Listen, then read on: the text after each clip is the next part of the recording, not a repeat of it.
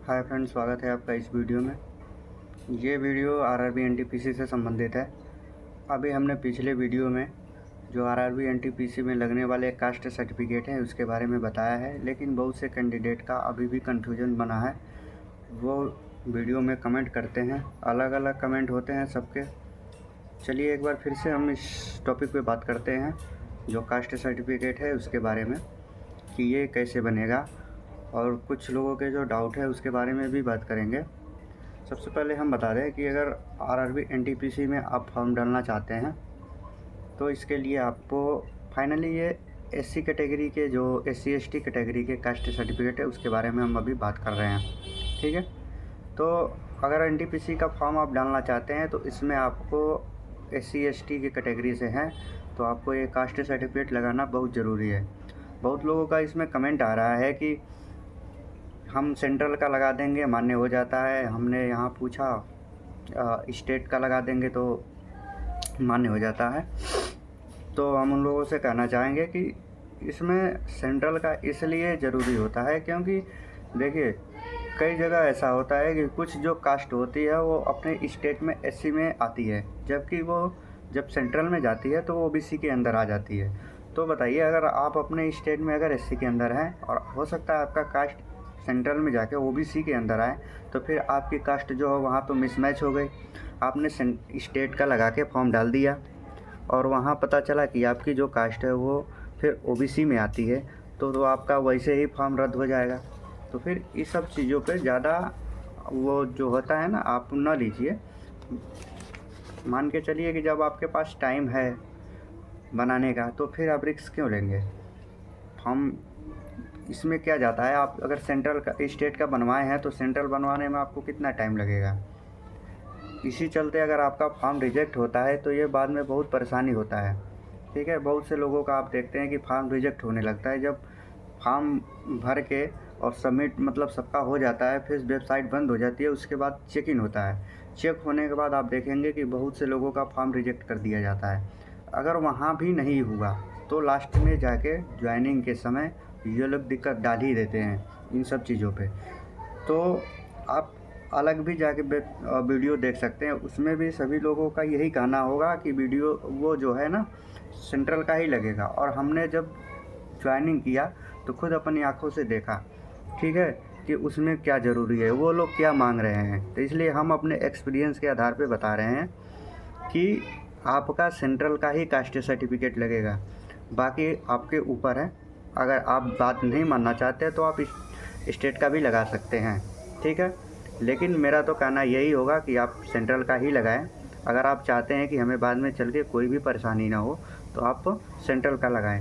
हमने पिछले वीडियो में जो ये प्रोफार्मा है इसको भरने का भी बताया था आपको कि किस तरह भरना है, ठीक है। ये जो वीडियो आप ध्यान से सुनिए, पूरा देखेंगे तो आपका कन्फ्यूजन क्लियर हो जाएगा। आपको हमने बताया कि किस तरह भरना है। भरने के बाद आप यहाँ पे देख सकते हैं कि इसमें जो इशू अथॉरिटी है ना, कि कौन कौन से जो हैं अधिकारी वो आपके सर्टिफिकेट को इशू कर सकते हैं, आप देख सकते हैं, ठीक है। इसमें सबका नाम लिखा हुआ है। डिस्ट्रिक्ट मजिस्ट्रेट है, एडिशनल डिस्ट्रिक्ट मजिस्ट्रेट, एडीओ जिसको बोलते हैं, कलेक्टर है, डिप्टी कमिश्नर है। ये सारी जो है ना वो प्रोफार्मा जब आप निकालेंगे तो उसके ऊपर ये सब चीज़ें लिखी रहती हैं, ठीक है। तो आप इनमें से किसी एक का लास्ट में जो सील मोहर लगता है यहाँ पे लगवा लेंगे तो वो वैलिड हो जाता है आपका। हमारे कहने का मतलब यह है कि आप कास्ट सर्टिफिकेट को लेकर ज़्यादा रिस्क न लें। जब ये चीज़ें बन जाती हैं तो फिर इन चीज़ों पे रिस्क क्यों लें। आप सेंट्रल का अगर स्टेट का बनवा लिए हैं तो सेंट्रल का बनवाने में आपको कितना समय लगेगा बताइए। अगर आप डिस्ट्रिक्ट मजिस्ट्रेट्स के पास भी जाते हैं ना, तो सबसे पहले हमने जो पिछले वीडियो में आपको बताया कि किस तरह क्रम से जाना है, पहले लेखपाल, फिर कानूनगो, फिर वहाँ अगर तहसीलदार मिलता है तो सही, नहीं मिलता है तब आप डिस्ट्रिक्ट मजिस्ट्रेट के पास जाएंगे ना तो वो कर देगा। लेकिन हाँ, डायरेक्ट अगर आप फॉर्म भर के इसके पास जाएंगे तो ये नहीं करेगा अपना सील मोहर। इसके पहले आपको जो हम बताएं ना, लेखपाल और कानूनगो, उसका सिग्नेचर वहाँ पे होना चाहिए, तभी ये करेगा।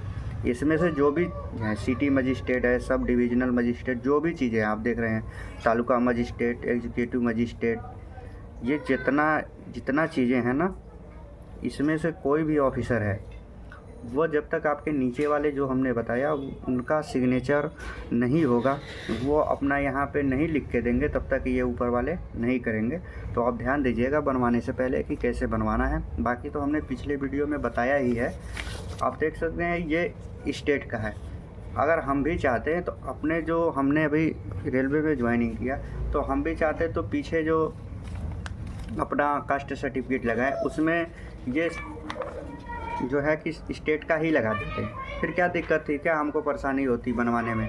लेकिन ये चीज़ें नहीं, जब उसमें साफ साफ लिखा हुआ है, प्रोफार्मा दिया हुआ है, तो अभी आप स्टेट का लगा देंगे, बाद में सेंट्रल का लगाएंगे तो क्या चीज़ हो जाएगा बताइए, बाद में परेशानी होगी आपको।